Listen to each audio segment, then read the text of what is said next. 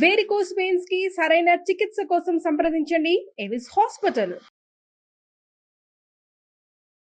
నమస్తే రమ్మగారు. నమస్తే జయ. ఏదైనా మంచి నీతి కథ ఒకటి చెప్పండి రమ్మగారు. మామూలుగా మనం పద్యాలు చెప్పుకుంటుంటాం కదా. బలవంతుడ నాకేమని పలువురితో నిగ్రహించి పలుకుటమేలా, బలవంతమైన సర్పము చలి చీమల చేత చిక్కి చావది సుమతి. బా పద్యం వచ్చి జయ నీకు. మా బుడ్డది కదా పిల్లలు చిన్నపిల్లలు ఉంటే వాళ్ళకి స్కూళ్ళకి చెప్పి చెప్పి మనకు కూడా వచ్చేస్తాయి. ఎప్పుడైనా సరే ఎంత బలమైన వాళ్ళైనా ఎవరైనా తమకంటే చాలా చిన్న వాళ్ళతో చేతుల్లోకి చిక్కి దొరికిపోతారు. ఇప్పుడు మన వల్ల వాళ్ళకి ఇబ్బంది అయింది అనుకో, కొంతమంది పాపం తలదించుకుని బతికేస్తారు, సరిపెట్టుకుంటారు. ఒక్కోడు తల సరిపెట్టుకోడు. సరిపెట్టుకోలేని వాడు ఎవడైనా ఒక సరైన వాడు గనక తగిలితే ఎంత పెద్దవాడైనా గోతులు పడాల్సిందే. మనకి పంచతంత్రంలో భలే మంచి కథలు కనిపిస్తాయి ఇలాంటివి. ఒక పిచ్చుక ఒక ఏనుక్కి బుద్ధి చెప్పింది. పిచ్చుక ఏనుక్కి? పిచ్చుక కనీసం ఎగిరినా ఏనుగు వినిపించుకోదు, అంత చిన్నది. అవును. జటక కుంజర కథ, ఆ కథ పేరు. ఎంత ఇంట్రెస్టింగ్ గా ఉంటుందో, పిల్లలు చెప్పడానికి చాలా బాగుంటుంది. మంచి కథ. ఈ చటక అని ఒక పిచ్చుకుండే. ఆ పిచ్చుకల జంట ఒక వెలగ చెట్టు మీద గూడు కట్టుకుని పిల్లల్ని పెట్టుకున్నాయి. అయితే వెలగ చెట్టు మీద పళ్ళు లేవు, పూత లేదు, ఏమీ లేదు.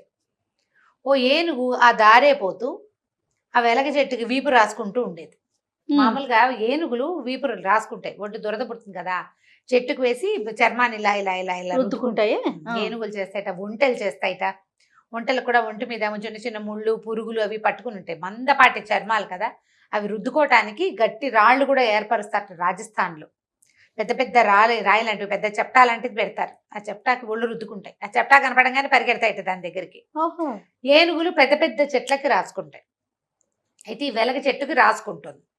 ఏమి ఊరికే వాటికి ఒక తోచదనమాట. పైన ఎక్కడ ఆకు లేదు, పూత పిండా లేనప్పుడు పైకి తొండం చాచి ఒక కొమ్మని పళక్కమని విరిచింది. ఆ కొమ్మ మీదే ఈ చటక తాలూకు గుడ్లు గూడు ఉన్నాయి. ఎత్తు మీద నుంచి పడేసరికల్లా ఏనుక్కాలక్కర్ల పిచ్చికి గూడుకి ఎంత కావాలి, ఇంత పిచ్చికి గూడు, టింగ్ బుజ్జి బుజ్జి గుడ్లు ఉంటాయి. ఈ పిచ్చిక చూస్తూ ఉండగానే ఆ ఏనుగు కాస్త ఆ చెట్టు కొమ్మని విరిచేసింది, పడిపోయింది. దాని కాలు పడలేదు కానీ దాని అదురుకి ఆ గుడ్లు కాస్త పగిలిపోయినాయి. చెటక ఏడుస్తూ నుంచుంది. అయ్యో నా గుడ్లే ఇంకా 4 రోజుల్లో పొదిగి పిల్లలు కాబోతున్నాయి అని చాలా దుఃఖించింది. మొగుడిని తిట్టి పోట్లాడింది. మొగ చెటకని తిట్టింది అనమాట. తిట్టి నీకేం బుద్ధి లేదా, నీకు ఇది లేదా అది లేదా, మరి ఏనుగు ఇలా వచ్చి చేస్తుంటే దానికి బుద్ధి చెప్పవా, నీ పిల్లల్ని ఎవరన్నా చంపేస్తుంటే తండ్రివి నువ్వు ఇలా బాధ్యత లేకుండా ఉంటావా అంది. ఏనుగునేం చేస్తామే మనము అన్నాడు.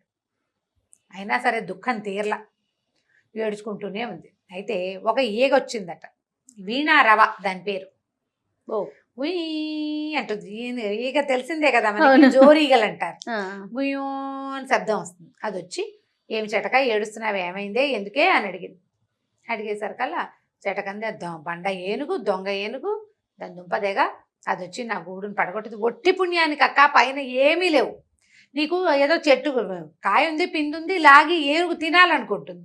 ఎండుకట్టెలాగా ఉన్న ఆ చెట్టు మీద నేను కార్నర్లో చిన్న గూడు పెట్టుకుంటే నా గూడు పోన్లే పిచ్చి గూడు ఉంది ఎందుకు అనుకోవద్దా పెద్దది, తోచక లాగేసింది. నా గుడ్లు ఇంకో 4 రోజుల్లో పిల్లలు అవ్వాల్సిన నా పిల్లలు సర్వనాశనం అయిపోయింది అని ఏడ్చింది.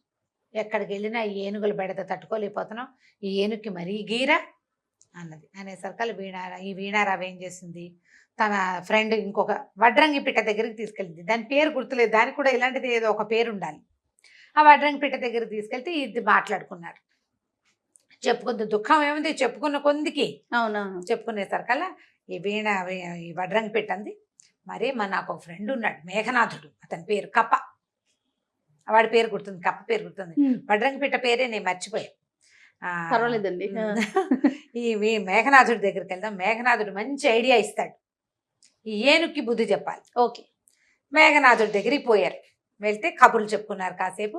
తర్వాత ఈ వీణారావ, ఈ వడ్డంగి పిట్ట ఇద్దరు ఇతనికి చెప్పారనమాట ఆ మేఘనాథుడికి, నువ్వు ఏదైనా సహాయం చేయగలవా, ఏనుక్కి బుద్ధి చెప్పాలి అనేసరికల్లా మేఘనాథుడు అన్నాడు, అయ్యో అదెంత పని, పాపం ఎవరి పిల్లల చావుకైనా కారణమైన ఏనుక్కి బుద్ధి రావాల్సిందే, దాని సంగతి చూద్దాం అని చెప్పి ఏం చేసింది, అది అడవంతా తిరిగి ఒక బాగా బురదుండి నీళ్లు ఎక్కువ లేని ఒక చెరువుని కనిపెట్టింది. కప్పలు నీళ్ళు ఎక్కడ ఉంటే అక్కడికి తిరుగుతూ ఉంటాయి కదా, అవును. అక్కడికి వెళ్ళి ఏం చెప్పిందంటే, ఓ పని చేయండి, ఏనుగు ఈ వైపు నడిచొస్తూ ఉంటుంది. నడిచొస్తుంటే నేను ఈ చెరువు దగ్గర, ఈ నీళ్లు లేని దగ్గర కూర్చుని బెకబెకమంటాను. నా ఫ్రెండ్స్ని కొంతమందిని తెస్తా, మేమందరం అరుస్తాం. కప్పలు ఎక్కడ అరుస్తాయి? నీళ్ళు ఎక్కడుంటే అక్కడ అరుస్తాయి. నేను అరిస్తే నేను నీళ్లు ఉన్నాయి అనుకుని ఏనుగు వచ్చేస్తుంది. ఈ లోపల ఏం చెయ్యాలి? ఈ మొదట వీణారావ ఉంది కదా, వీణ లాంటి శబ్దం చేసేది, గుయ్యి అంటుంది. దాని పేరు కూడా అందుకే పెట్టారు, వీణ మోగినట్టు మోగుతూ ఉంటుంది అనమాట, గుయ్యి అంటుంది. అదే దాని శబ్దం. నువ్వేం చేస్తావంటే దాని చెవిలో సంగీతం పాడు వెళ్ళి, ఏనుగు చెవిలో. ఏనుగు తన్మయత్వంతో కళ్ళు మూసుకుంటుంది. కళ్ళు మూసుకోగానే వడ్రంగి పెట్టింది కదా, అది పరిగెత్తుకుంటూ వచ్చి ఏనుగుని కంటి మీద పొడిచేస్తుంది. కన్ను పొడవనగానే కళ్ళు కనపడకపోయేసరికల్లా ఏనుగుకి దాహం వేస్తుంది. కంటికి దెబ్బ తగిలితే దాని మెకానిజం అది, నీళ్ల కోసం పరిగెత్తుకొస్తుంది. పరిగెత్తుకొస్తే నేను ఈ బురద వైపు దాన్ని లీడ్ చేస్తా, కప్ప తెలివి చూడు అని చెప్పింది. సరే, ఒకనాడు చూసుకున్న ఏనుగు ఆ వైపుకి వచ్చే సమయం చూసుకుని, ఈ మన వీణారవ ఉంది కదా, ఏనుగు చెవి పెద్దది, ఏనుగు సంగీతం వింటుంది బాగా. ఇది పోయి దాని చెవి దగ్గర గుయ్యూ అని తిరగడం మొదలెట్టింది. ఆ సంగీతానికి మన వల్ల గుయ్యి శబ్దం వస్తుంటే కాసేపటికి మనకు కూడా కళ్ళు మూతలు పడతాయి, జోలపాట్లాగా. ఏనుగుకి కొంచెం కళ్ళు మూతలు పడ్డాయి. ఏనుగు కళ్ళు తెరుచుకుని ఉండగా వడ్రంగి పిట్టని దగ్గరికి రానివ్వదు, అది తొండంతో విసిరేసేస్తుంది. కళ్ళు మూతలు పడంగానే వడ్రంగి పిట్ట వచ్చేసి గుచ్చేసింది కంట్లో, పొడిచేసింది కళ్ళు. పొడి చేసేసరికల్లా అది కేవు కేవు గట్టిగా ఘీంకరించింది ఏనుగు. వడ్రంగి పిట్ట ఎక్కి ఏనుగు మీదే కూర్చుంది పైకెక్కి.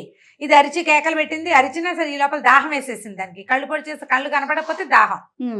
ఈ లోపల కప్పలు బెకబెకమంటున్నాయి, ఎక్కడో కప్పలు బెకబెకమంటున్నాయని పరిగెత్తింది అటువైపుకి.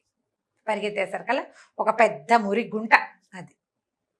ఏనుగు చూసుకోకుండా, కళ్ళు కనిపించట్లేదుగా, కంట్లోంచి నీళ్లు గారిపోతున్నాయి, కళ్ళు మండిపోతున్నాయి, కన్ను నొప్పిగా ఉంది, దాహం వేస్తోంది, టెన్షన్గా ఉంది. బురద నీళ్ళు తాగిస్తుందా? తాగలేదు, బురదలోకి దిగింది. అయ్యయ్యో, దిగంగానే కూరుకుపోయింది బురదలో. మామూలు కష్టం కాదు అది, ఎంత తంటాలో పడితే గానీ అది బయటికి రాదు. ఇప్పుడు ఏనుగు కష్టాన్ని గురించి కాదు మనం ఇక్కడ ఆలోచించాల్సింది. ఆ ఒట్టి పుణ్యానికి పిచ్చిగూడుని పగలగొట్టేసి అంతే. ఆ పిచ్చిక దాని ఫ్రెండ్స్ తో కలిసి చేసిన శాస్తి. అందుకని ఒట్టి పుణ్యానికి ఎవ్వరి జోలికి వెళ్ళకూడదు. అయ్యా, అంతటి ఏనుగే ఇబ్బంది పడింది. ఎంత బలవంతమైన ఏనుగైనా సరే ఇట్లా చిన్న ప్రాణుల చేతికి చిక్కైనా సరే దొరికిపోతుంది. కాబట్టి ఇప్పుడు తప్పనిసరి అయితే ఏదో చేస్తావు. అవును, తప్పనిసరి కాకపోతే దారే పోతూ ఎవరినైనా ఏడిపించటము, తోచక హెరాస్మెంట్, తోచక ఎక్కిరించటము అలా చేయకూడదు. ఆ చేయటం వల్ల ఇలాంటి సమస్యలు వస్తాయి అని చెప్పడానికి ఈ పంచతంత్ర కథని పిల్లలకి ఉదాహరణగా చెప్పచ్చు. చాలా బాగుంది రమ్మగారు, క్యూట్ గా ఉంది. చక్కగా జంతువులు పిల్లలు ఇంట్రెస్ట్ గా వింటారు. స్టోరీ మంచి నీతి ఉన్న కథ కదా. అవును, చాలా బాగుంది. నమస్తే.